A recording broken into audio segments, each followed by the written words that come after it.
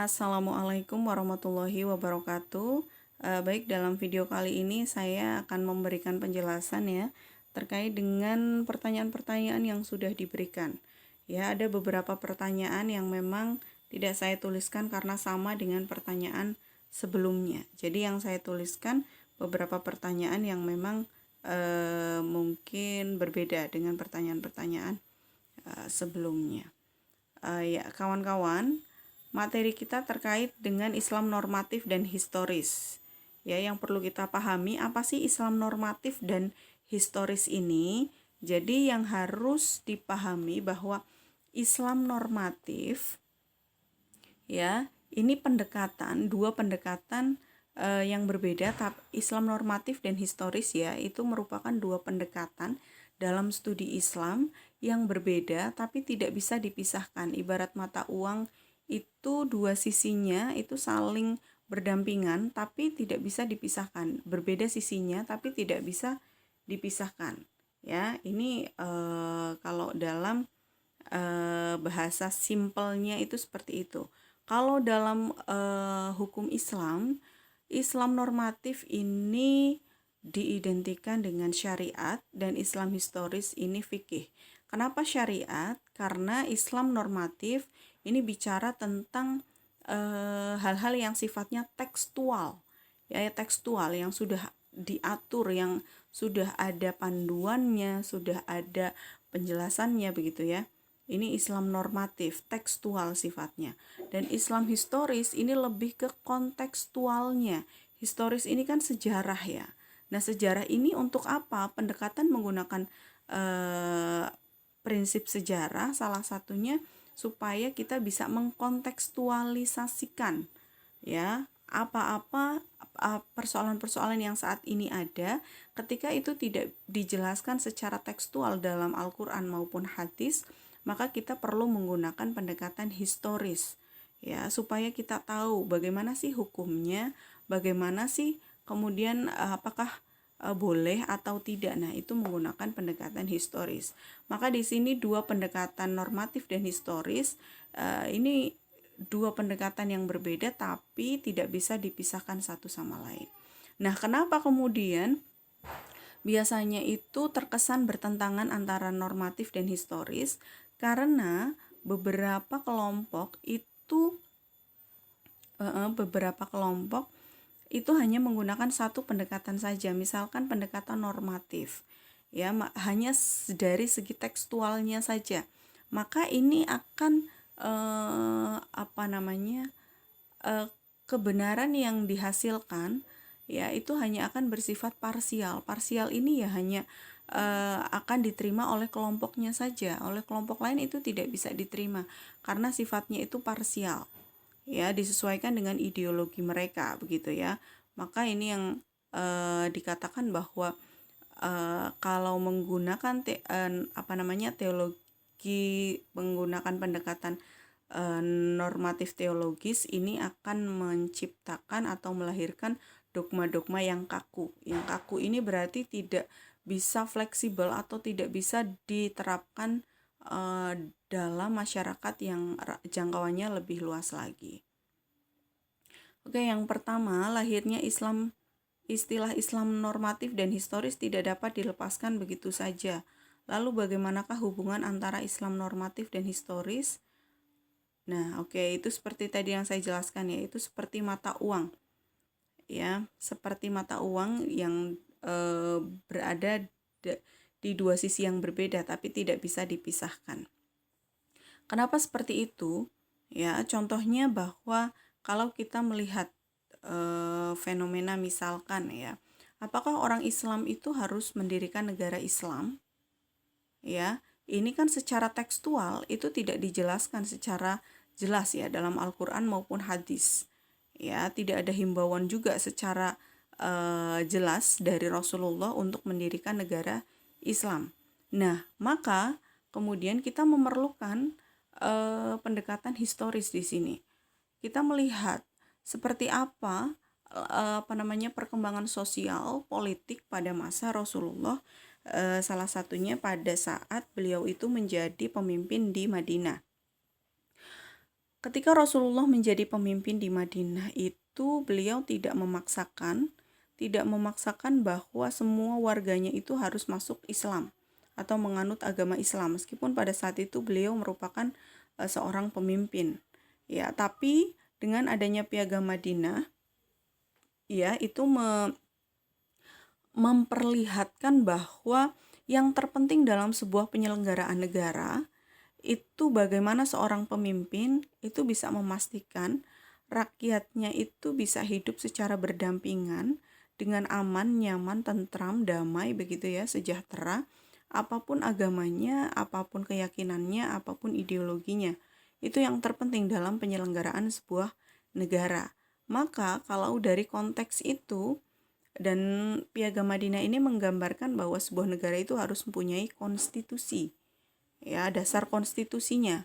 Maka dari situ kemudian bisa dikontekstualisasikan dalam kehidupan saat ini ketika akan menyelenggarakan sebuah tatanan kenegaraan.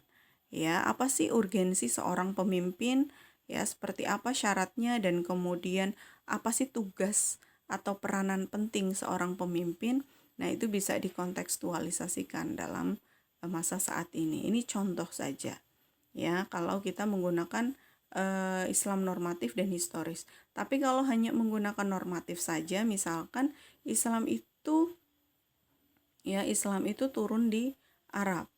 Islam itu turun di Arab, kemudian Arab itu menggunakan Arab itu merupakan negara Islam yang kemudian menegakkan hukum Islam. Maka semua orang Islam juga harus mendirikan negara Islam begitu ya. Maka ini yang kemudian nanti kebenaran atau pengetahuan yang dihasilkan itu hanya bersifat parsial saja, tidak melihat bagaimana konteks keindonesiaannya, bagaimana ketika di sini itu juga masyarakatnya plural dan lain sebagainya. Kalau kita memaksakan menjadi negara Islam begitu ya, itu kan justru akan terjadi konflik dan bahkan bukan kedamaian yang didapat, malah mungkin akan banyak peperangan atau pertumpahan darah. Itu yang perlu untuk dipahami ya. Jelaskan perbedaan antara Islam normatif dan historis tadi sudah ya. Apa urgensi memahami Islam normatif dan historis? Tadi sudah, supaya kita itu mempunyai pengetahuan yang tidak parsial tapi universal. Universal ini tidak bertentangan dengan nilai-nilai ketuhanan dan juga tidak bertentangan juga dengan nilai-nilai kemanusiaan. Ya, ini yang perlu dipahami. Apa konsekuensinya jika kita lebih condong ke Islam normatif?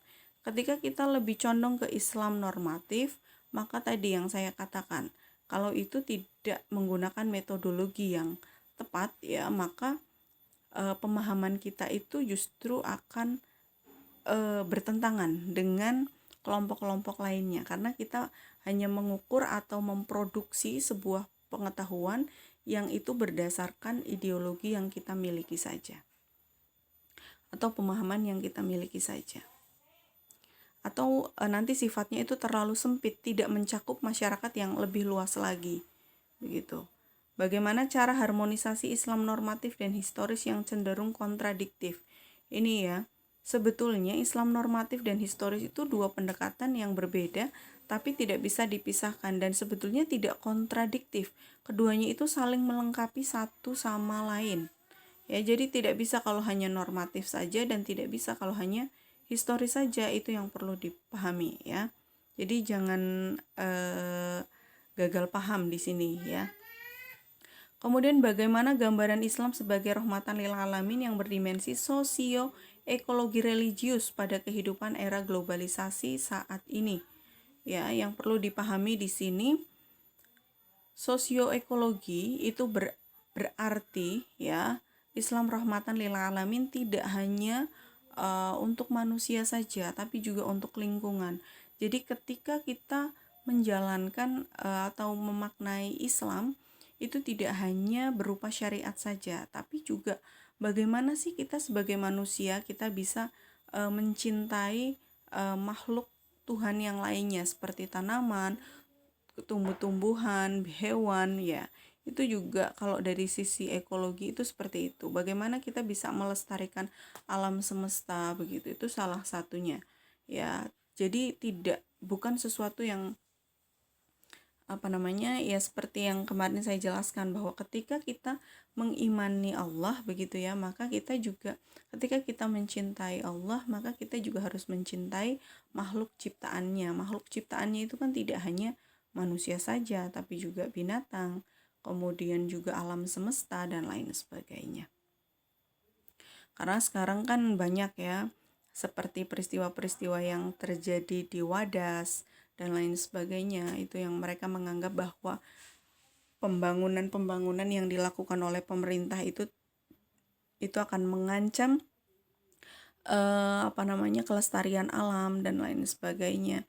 Itu juga perlu untuk diperhatikan gitu. Itu salah satunya.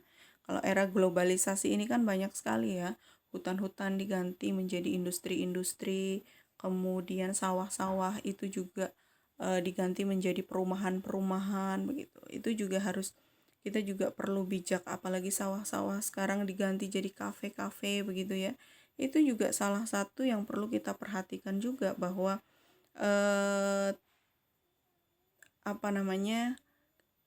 tidak semuanya itu bisa kita ubah seperti itu. Maksudnya kita masih memerlukan lingkungan-lingkungan yang rindang begitu ya, untuk keberlangsungan hidup kita ke depannya.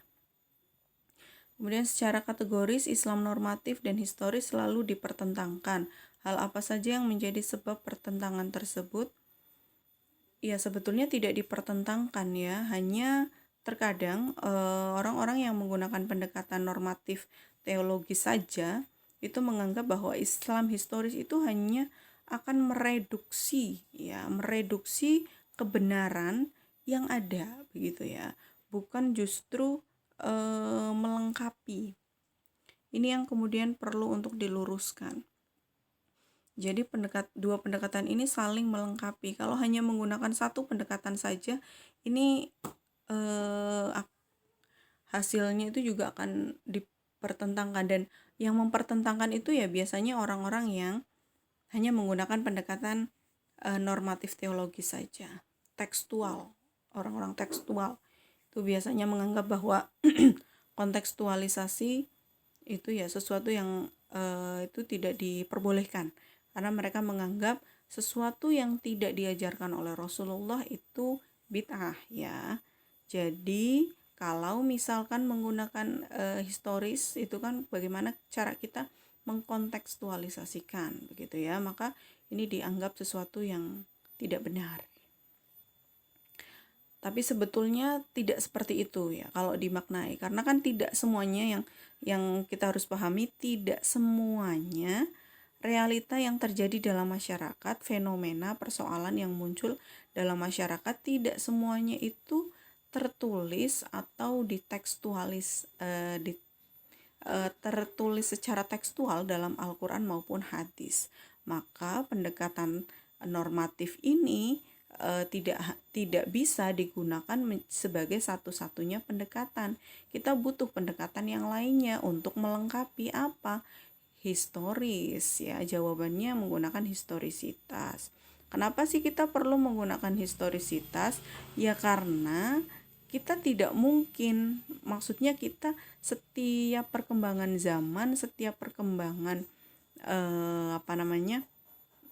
era begitu ya, kan tidak mungkin masyarakatnya itu peradabannya tetap seperti itu saja, kan tidak mungkin. Selalu ada perkembangan ini yang membutuhkan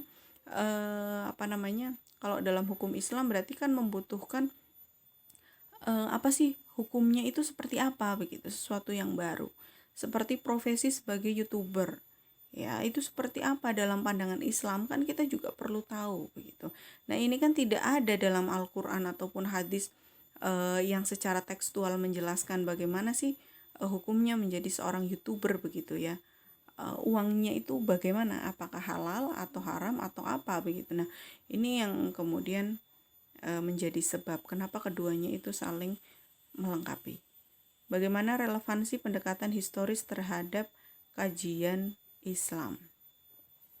Ya, tadi secara singkat sudah saya jelaskan ya. Apakah konsep Islam normatif dan historis memiliki persamaan? Jika ada, dari segi manakah persamaan tersebut? Ya, dan seperti apa contoh pengaplikasiannya dalam kehidupan beragama? Tadi sudah saya jelaskan ya, contohnya bagaimana menerapkan pendekatan normatif dan historis dalam seperti yang tadi penyelenggaraan negara, ya. Munculnya terminologi Islam normatif, Islam liberal, Islam faktual, dan seterusnya sesungguhnya berada dalam kawasan kajian studi pemikiran agama. Mengapa? Iya, karena ya kalau terminologi dalam studi pemikiran agama ini ya memang Islam normatif, Islam liberal begitu ya. Ini kan memang muatannya di sana begitu. Tapi istilah-istilah ini tetap muncul dalam bidang kajian lainnya juga. Bisa jelaskan mengapa Islam normatif juga dapat diartikan Islam yang berada pada dimensi sakral, yang diakui adanya realitas transendental yang bersifat mutlak dan universal, melampaui ruang dan waktu atau sering disebut sebagai realita ketuhanan. Ya, ini tadi yang saya sampaikan bahwa Islam normatif ini masuk ke dalam dimensi sakral. Dimensi sakral ini dimensi yang memang ya tidak bisa diubah-ubah begitu ya, tidak bisa diubah-ubah seperti wahyu ya. Kita kalau dalam kajian normativitas itu salah satu bentuknya itu wahyu. Wahyu itu kan tertuang dalam Al-Quran begitu ya. Apakah Al-Quran itu apakah Al-Quran itu bisa diubah? Kan tidak bisa. Dan ini sifatnya itu mutlak dan universal ya, melampaui ruang dan waktu ya, atau sering disebut sebagai realita ketuhanan. Itu saja. Kalau historisitas itu ada yang mengatakan bersifatnya itu profan ya, dimensinya dimensi profan, ada kepentingan, kemudian kepentingan lembaga-lembaga dan lain sebagainya. Apakah dengan adanya perbedaan antara konsep normatif dan historis kemudian melahirkan cara pandang yang berbeda pula dalam kajian pemahaman tentang Islam? Tidak. Maksudnya di sini tidak ada perbedaan antara Islam normatif dan historis itu memang dua pendekatan yang berbeda, tapi ini dua pendekatan yang saling melengkapi, tidak bisa hanya digunakan satu pendekatan saja, begitu ya. Kelemahan dan kekuatan masing-masing kategori Islam normatif dan historis menjadikan upaya besar untuk terus ditebar baik secara struktural maupun kultural, sehingga sangat rentan memicu lahirnya resistensi sosial. Bagaimana hal tersebut dapat teratasi? Ya, bagaimana kemudian kita bisa mengatasinya? Ya, itu tadi bahwa kita harus memahami dulu bagaimana sih metodologi penggunaan pendekatan histori dan normativitas begitu. Karena kelemahan kita sebagai umat Islam, kalau menurut Prof. Amin Abdullah itu kelemahannya kita itu lebih banyak menjadi konsumen ilmu pengetahuan ketimbang produsen. Ya, jadi ibaratnya itu kita hanya memakai saja pengetahuan yang diproduksi oleh tokoh-tokoh di dunia tanpa kita melihat konteksnya di negara kita.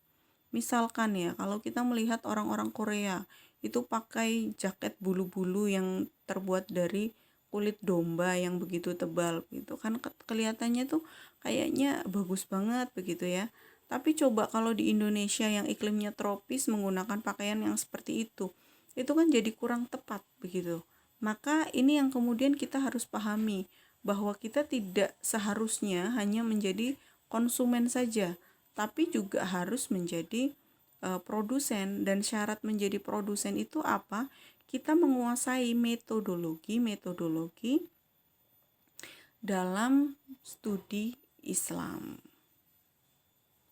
Begitu. Kemudian dalam kajian keislaman historis, antropologi agama meyakini bahwa suatu ajaran agama memiliki keterkaitan dengan budaya. Kenapa demikian? Apa yang menjadi alasan hal tersebut? Ya, karena yang namanya budaya itu kan diproduksi oleh manusia ya. manusia. Jelas kalau dalam antropologi agama, orang yang mempunyai agama atau individu di dalam masyarakat itu pasti menciptakan sebuah kebudayaan, ya, dan budaya ini juga tergantung atau bisa juga berkaitan apa sih agamanya begitu ya. Ketika kita beragama Islam, kita lihat konteks dulu ketika zaman Hindu Buddha dengan kemudian setelah Islam masuk, itu kan kebudayaannya itu berubah ya, berubah mengikuti ajaran-ajaran agama yang kita yakini begitu kan. Kalau dalam Islam tentu kita akan memilih atau menciptakan budaya-budaya yang memang itu tidak bertentangan dengan nilai-nilai keislaman. Ya, itu yang perlu dipahami, ada keterkaitan. Apa kelebihan dan kekurangan metode teologis normatif dalam memahami agama? Nah, ini yang tadi saya sampaikan, teologis normatif ini melahirkan dogma yang kaku, yang itu tidak bisa diberlakukan untuk masyarakat yang lebih luas lagi. Biasanya ini digunakan untuk membenarkan ideologi seseorang atau kelompok tertentu yang memang ideologinya itu mengikuti pemikiran kelompoknya begitu. Dan ini yang biasanya melahirkan perbedaan-perbedaan. Oke, baik, demikian penjelasan dari saya terkait dengan pertanyaan-pertanyaan. Mudah-mudahan ada yang bisa dipahami dari konsep Islam normatif dan historis ya. Terima kasih. Wassalamualaikum warahmatullahi wabarakatuh.